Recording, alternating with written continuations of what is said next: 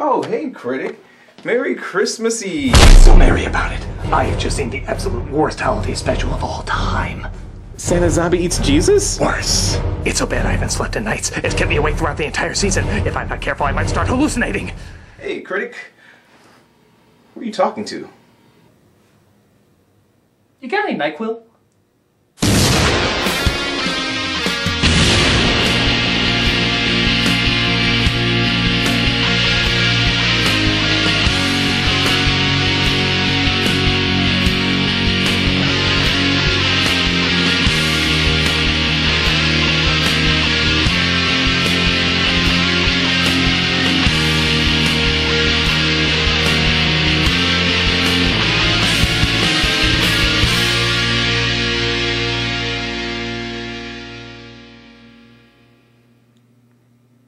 Hello, I'm the Nostalgia Critic. I remember it so you don't have to. And Merry Christmas Eve to you. Or at least it would be, before I found out this unholy abomination existed. That's right, I have found it. I have found the absolute worst Christmas special of all time. Hands down, no comparison, Yuletide crap! It's called The Christmas Tree.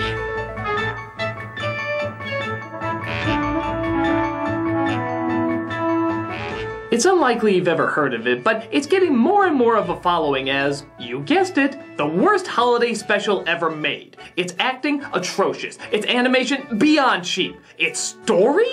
What brain operated by a dead hamster on a broken spinning wheel would be fucking stupid enough to greenlight this shit?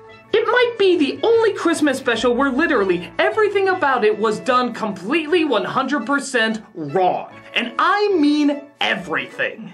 There are no words to describe how bad it is, it just has to be witnessed. And that is why you are here, isn't it? You are interested in the unknown, the mysterious, the unexplainable. That is why you are here.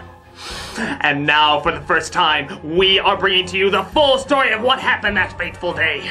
We are giving to you all the evidence based only on the secret testimonials of the miserable souls who survived this terrifying ordeal. The incidents, the places. My friend, we cannot keep this a secret any longer. Let us punish the guilty. Let us reward the innocent. My friend, can your heart stand the shocking facts about the Christmas tree? Let's find out. It opens with a cliched narrator reading a cliched book that looks more like a dictionary of Tetris pieces than legible literature. Our story takes place in an orphanage with some children and a pine tree. The orphaned children lived under the control of the evil rules of a lady named Mrs. Mavilda. Ah! Movement! The little ones were all... Oh, I'm sorry, that so rarely happens in this special. The children never had toys, new clothes, or anything. But they had a friend. The pine tree they named Mrs. Hopewell. Yes, Hopewell, because the kids believed that the tree was magical. The kids were obviously exposed to too much car exhaust to imagine such a non-imaginative idea. She had a pretty dress with bows and lace and a new pair of pants and a sweater to put on whichever child she was going to show off to the mayor. This way, every time the mayor came by, he always thought that Mrs. Mavilda was taking good care of her children. A thorough inspection, as you can see, accompanied by the fact that direct deposits and business checks have now been replaced with big bags of money. Hey, who needs a paper trail when you have millionaire duck currency? Mrs. Mavilda would immediately take off the child's clothes and put them away in a closet for the mayor's next visit. Poor children. Well, you're not making the situation better by uncomfortably holding on their naked bodies like that. Thank you!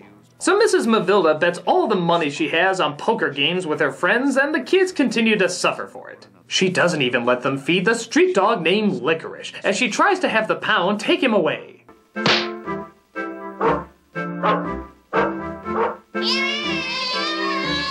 What is up with this kid? The other children are at least clapping and cheering, but he's just rocking his head like a psychopath. Play some heavy metal music over that. I like dogs!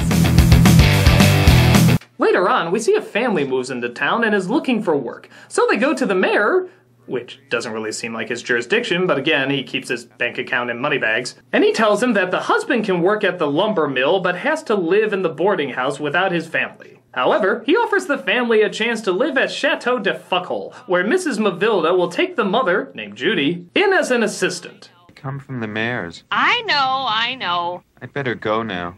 Take good care of yourself and the children, Judy. I will be back before Christmas. Wow, David Duchovny on Quaaludes could show more emotion than that. Goodbye, children. Be good. I'm gonna check with the doctor and see if I'm clinically still alive. Can we go now? So Mrs. Mavilda explains that Judy's kids have to be treated the exact same way as the other kids. They're going to stay with the other children and under the same rules and regulations. I'm sorry. Come, children. Follow me. Another thing. You have to get... The hell was that? Come, children. Follow me. Another thing. I apologize. Sometimes my other personality interrupts me. No, I don't. Shut up, whore! This is going to be your bedroom. I don't want to hear anybody crying around here. And most of all, no pillow fights. You understand? Because if you think that you're not going to be punished because you have your mother here, you're going to be mighty disappointed. I'll get you, my frozen, awkwardly blinking pretties, and your repeated 2 frames of animation, too. So Judy's kids try to see if they can fit in with the other children.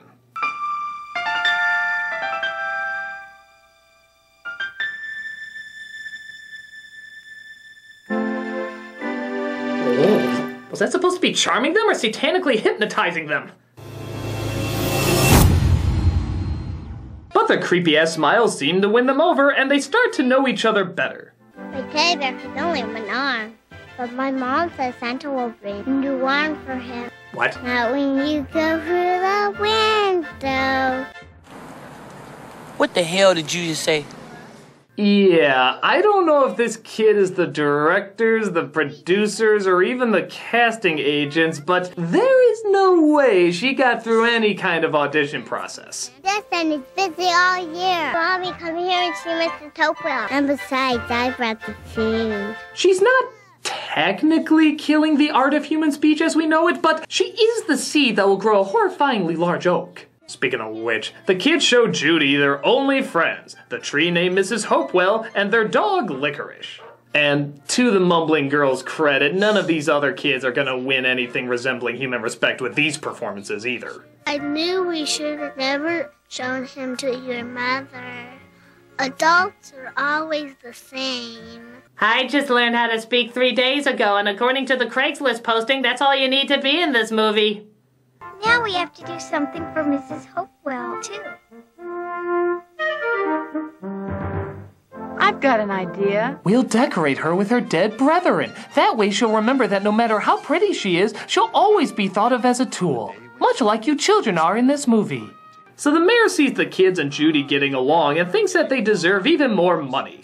This year I've collected more money for the children's Christmas. I've got enough money here to get the children new clothes. And still some left for their Christmas. Did he just have a Vietnam flashback for a second? I've got enough money here to get the children new clothes. And still some left for their Christmas presents. Here you go, Mrs. Mavilda. Here's the 2 bags. My God, he didn't even give the amount. He just said 2 bags. I don't even think he measures the money in terms of numbers. I think he literally measures it in bag size. Mr. Mayor, this check says it's for 2 money bags. That's right, 2 whole money bags. Mr. Mayor, I'm gonna need an exact amount in order to accept. I use money bags! Okay, we'll take the money bags. Very good. Now, if you'll excuse me, my ride is waiting for me.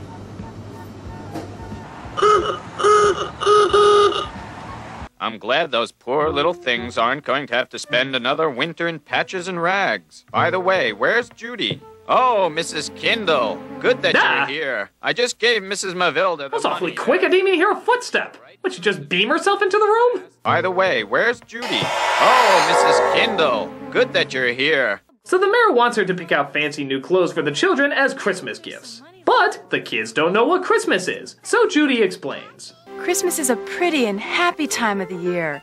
A time when people get together. Friends with friends, children with their parents and grandparents. Ex-nay the errants pay, orphans, eh? Santa Claus is everybody's grandpa. And how can his sleigh fly? Because he has special reindeer to pull it, and each one has his own special name. Okay, what's this kid drinking? She's slurring more than inebriated Klansmen. I wish my little teddy bear had his other arm. So she tells them that on Christmas they can all make a simple wish. No, not that one, but it would explain a lot. So we get a scene of all the kids wishing for happy things to occur. But, strangely enough, while this scene is going on, they keep cutting back and forth to Mrs. Mavilda's poker game. And it's edited so awkwardly that we're usually only seeing the poker game for just a couple of seconds. I guess you've never seen a Christmas tree before. What did you want? Let's roll, kids! I'm feeling lucky tonight! He's not wasn't done anybody's yet. grandpa. Mommy, can I be the first one to make a Christmas wish? Think hard before you do. Wait, I think there was more. Mavilda. Let's have another hand. I don't think they're done yet. I wish my little teddy bear. Okay, why show these two things at the same time if we're not going to show them for more than a couple seconds? Can we intercut other sloppily edited scenes while we're at it? Oh, maybe if there's some money left over, I can convince Mrs. Mavilda to buy some red velvet. That way I can make some Christmas stockings to hang on the fireplace. Red velvet? For stockings? What's that? Don't you know about Christmas stockings that you hang on the fireplace for Santa Claus to fill? You don't? Which one of you knows about Christmas? I do. Christmas? Well, let me tell you about it.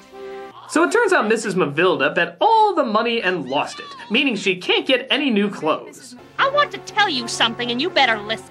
I don't want the children playing outside anymore. You better make sure of that. Because you don't want the mayor to see them without new clothes. How can you dare to... All right! Now you know.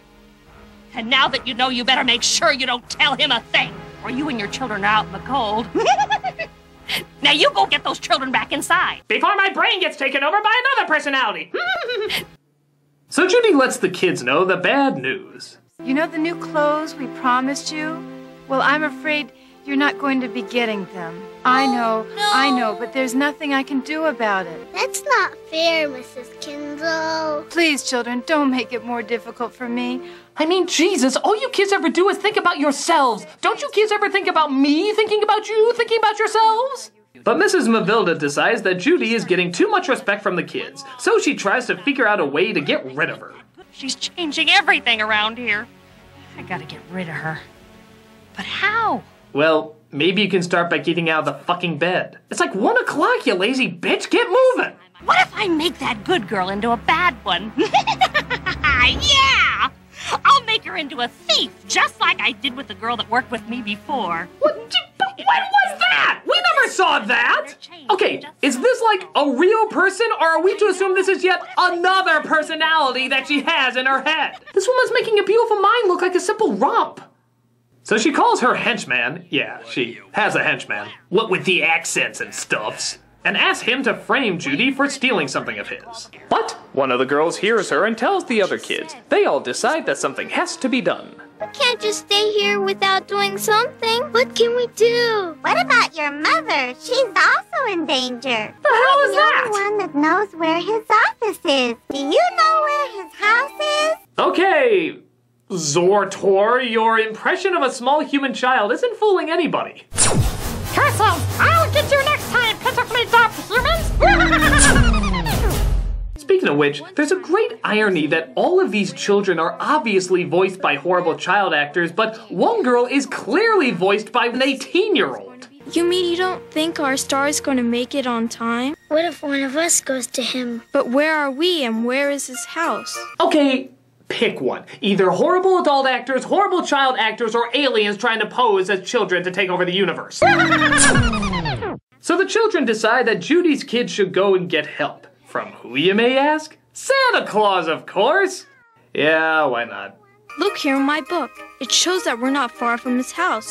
We can do What decapitated gingerbread cookie do they live on? Even Mario would be looking at this saying, "Whoa, that's a fucked up a kingdom." But I don't know where the North Pole is. Do you? I don't. He knows where the North Pole is. He does?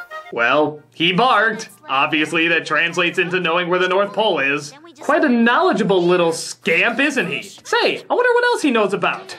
Hey, Licorice, do you know if we're alone in the universe? Wow! Do you know why smart people keep watching The Middle? Wow! Do you know who really killed JFK? My God, the answers were right there! I have to go to the police about this! The world must know, damn it! The world must know! I'll be right back.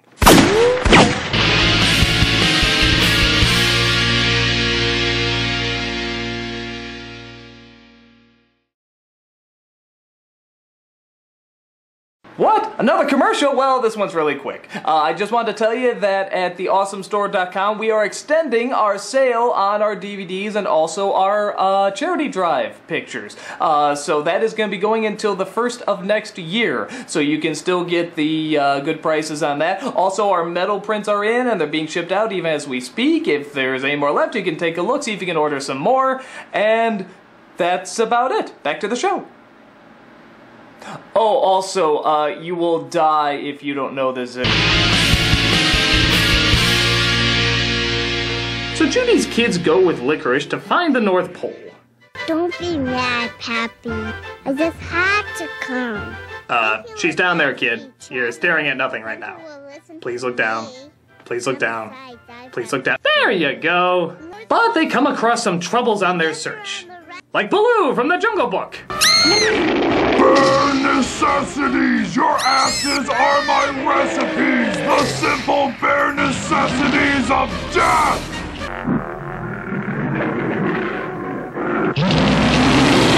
Jesus, they couldn't even make it a polar bear. Even Santa Claus Conquers the Martians got that one right. Help me, Pappy, help me. God damn it, you're hanging on for dear life. Show some fucking emotion, you little twat! Even in death, I don't care.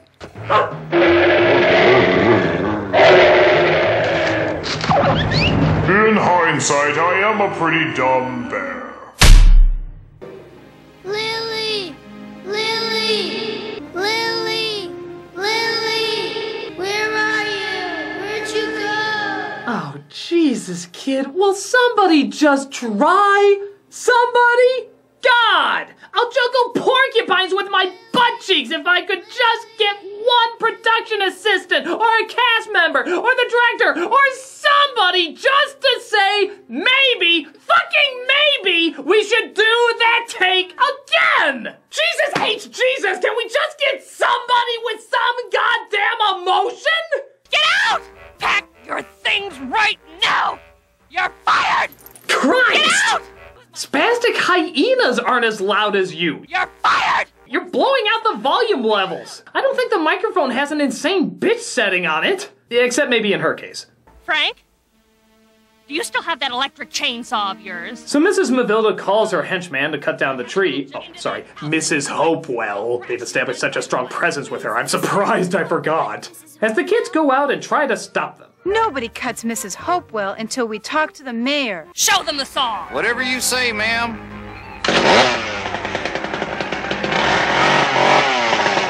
What is the meaning of this? Wasn't there snow here just a moment ago? Turn that thing off. I can't hear a thing. Mommy, Mommy! But where's Lily? Where is she? She's gone, Mommy. Oh, God, what do you mean? Ray. Where'd he come from? Ray. I randomly materialized here just in time. Tell me, son, what happened to Lily? She fell from a cliff, Mommy, Daddy. All the way down. And I... Yeah, because that's my reaction if I just found out my little kid died.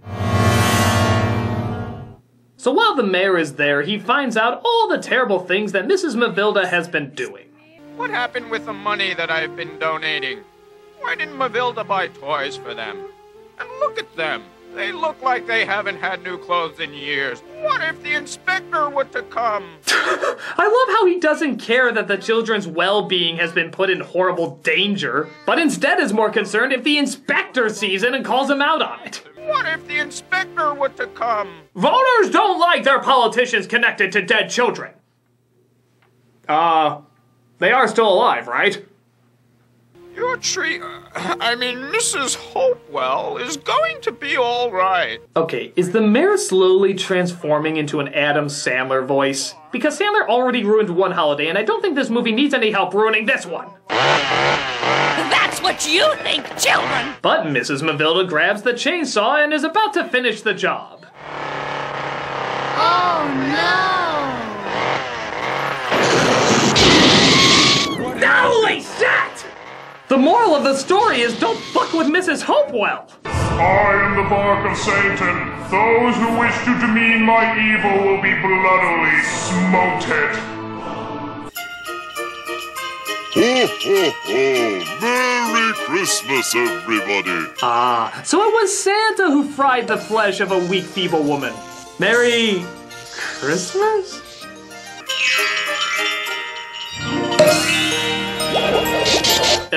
I think those lights are supposed to actually be on the tree and not a little to the left of the tree, but I guess it's the thought that counts. And clearly none of that went into this at all. Mommy! Oh, Lily, I'm so glad to see you. I missed all of you, Yeah. Mommy. And the disturbing Santa Cocat agrees. Oh, look, Santa's leaving. Peace be with you all. What's this shit on my shoulder? Oh, I guess it does that. Okay. Have a Merry Christmas and a Happy New Year. Yeah, creepy voice Santa has no time for individually visiting houses anymore. He just sort of air bombs gifts now, in the hopes that whoever picks it up in the morning will like it or some crap. So everything seems to end happily. Look, even Mrs. Mavilda somehow got out without a scratch on her. How the flying fuck do you do that? And Mrs. Mavilda, well, Mrs. Mavilda, she's going to be all right.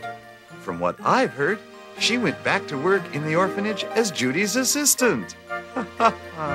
True that lightning fucked with her head and she constantly pisses her pants and calls herself the chicken god, but aside from that, she's gonna be all right. Well, don't worry about Mrs. Mavilda. She's good now. She learned that you always win when you are good. Merry Christmas, everybody. Oh, and I suppose that's your half-assed little message at the end, right? Yeah, no, it's good. It's really good. Really good. I like it. You did a good job. You did a good job, Special. It was. It's only 45 minutes. It felt like an eternity, but you did good. I just so love it. I did everything. All the characters, everything about it was so good. I just love it. You did so good. I just love it. You did so good. Everything. I love it. It's just so funny. I just love the Christmas tree. I hope Fuck you! Do I even need to say what's wrong with it? Not really. It's pretty obvious. Horrible acting, horrible writing, horrible directing, and horrible animation. But here's the thing. A lot of people are saying this is the animated equivalent of The Room. One of those films that's so hypnotizingly bad that it's actually good. And in some respects, they're actually kind of right. This can be very entertaining to laugh at and make fun of. Everything is so awkward and strange that you can't help but burst out into hilarity. But the problem is, it's a Christmas movie. Christmas. Really think about that. This is the season where even the worst holiday specials at least try to give something either entertaining or heartfelt because they feel they owe it to such a beautiful time of year. And what does this film end up giving us? You always win when you are good. Yeah, this is the holiday where charities all over the world go up. And people give more than ever to those who have so little and expect nothing in return. They do it because they know it's right, and this is the time to celebrate what's good in the world.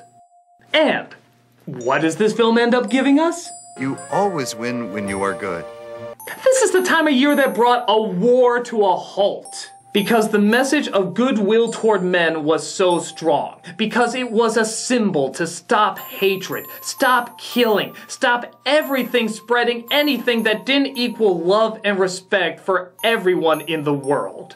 This is a holiday that is that powerful. So, just to reiterate, you Christmas special that clearly understands the holiday you're representing, what then is the meaning of Christmas? You always win when you are good. Because that's what Christmas is. That's what Christmas is. You got it, special. You fucking got it. No, you didn't. And that's why this is the worst special. I'll tell you why. Because Christmas is not about that. It's not about that dumbass little message just trying to throw in at the last minute. You know what? It's not even really about giving or sharing or love or anything about that. That's a part of it, but there's something even more important. You want to know what it is? I'll tell you what Christmas is. Christmas is effort.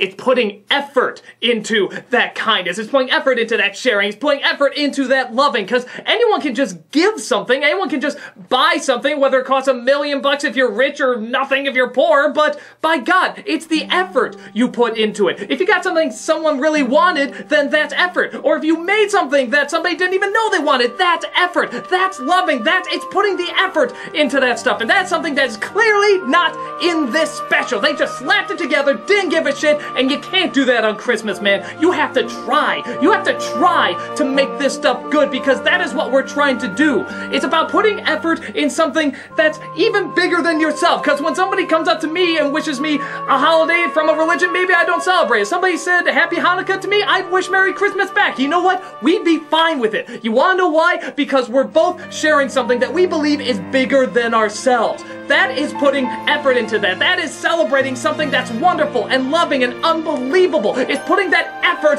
into Christmas, into sharing something so great and fantastic. Let me show you something. Follow me, Mr. Cameraman. Follow me. You know, it is all about effort, because that is what we're trying to do here. We're trying to all come together so that we can celebrate and put that effort into everything that is good with the world. Like these people right here. Look at how much effort these people put in all the time. Unbelievable. Come here, you guys. These are people that work behind the scenes, in front of the scenes, all the time. They do such a good job. Guys, you've been doing so great. You got that guy with the glasses audience watching right now. Is there anything you would like to say to him this Christmas Eve? God bless us, everyone. Merry Christmas, Mr. Potter. How about you? You got a movie quote? Not really, but as we approach the new year, just know that we always want to get better and don't get drunk. See, that's effort. Whether it be just a movie quote that means a lot to them or, you know, something very sincere, that's effort. I love you guys. You guys are awesome. But it doesn't stop there, because we keep going out here showing more of the effort, more of the... It's about this guy. Christmas is about this guy right here. That's right, the cameraman, my brother Rob. He's been working so hard. Hey, no, stand up, come on. You've been working so hard. You got everybody watching it right now. Anything you want to wish people this Christmas? Merry Christmas? Oh, come on, you do better than that. Come on. And Happy New Year. Come on, bigger than that. You filthy animal. Oh, for God's sake, you can't think of anything better to say on Christmas Eve? Okay, fine. It's a little hard to get into the Christmas spirit with the way it's been over-commercialized and stuff, but really when you think deep about it, Christmas is not just a bunch of things that you buy, it's about an attitude, a spirit, something you carry with you in your heart. When 2,000 years ago, a man was born into a stable, not adorned with gifts and presents and stuff and trees, but born into poverty. And you see that every day when a child does something nice for his grandma, or when, we give things to homeless people. It's something that lasts, that endures and goes on and on till the mountains may fall and the hills turn to dust. Okay, take the camera. Okay, here, out here. Okay. It's about believing in something bigger than yourself, like I said, and putting that effort into it, because you don't have to believe in Christianity or Catholicism or any of that stuff. You don't have to be any religion. You just have to believe in humanity, and that's what's so great about it. It's believing in the best of humanity and the effort it puts into that bestness. It's about these two. This is my mom and dad. They put so much effort into raising me, because they are so awesome that way. This guy joined the Navy so he could help support and raise us, and my mom, she was gonna be an opera singer. But she had 2 kids and said, you know what, I'm gonna spend my life dedicated to that. And that is so unbelievable, and that is Christmas. There's such goodness. There's such goodness in these people. So, Dad, you got so many people watching right now. Is there anything you want to say to that guy with the glasses audience on Christmas Eve here? Merry Christmas to all of you. And most importantly, remember, We have lots of merchandise in the Channel Awesome Country Store. 15% off if your name rhymes with Walker. It's going to be really... That's the kind of ham he is. That's the kind of guy that my dad is. You can see where I got my terrible sense of humor, but nonetheless, he has spent... come on. But nonetheless, he has worked so hard to raise us, and he has just been so positive, so upbeat, and I love my dad. And Mom, I got a question for you. It's a question I really wanted to say for you because you're so loving and you're so heartfelt and everything. There's a lot of people out there who don't associate Christmas with the best stuff. Maybe they don't have many friends or much family, and maybe they're spending it alone, or maybe they associate it with a bad time. There's so many bad things that happen out there, and Christmas is such a good time. And I know you feel it, you feel like I feel it. What can you say to people out there who are not having such a good Christmas? You know, this is the time of year to reach out to someone else who is lonely or is having a hard time and do something nice for them, because when you do that, you will feel less lonely inside of yourself as well.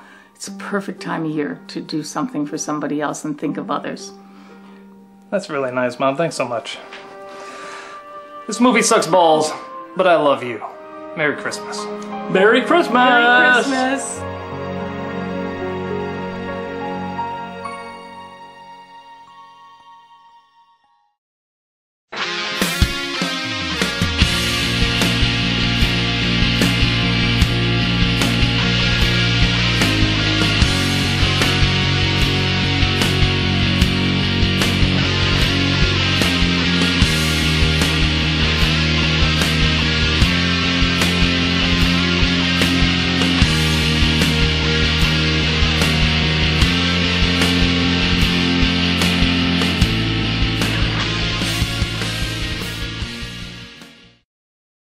Thanks so much, guys. Merry Christmas to you.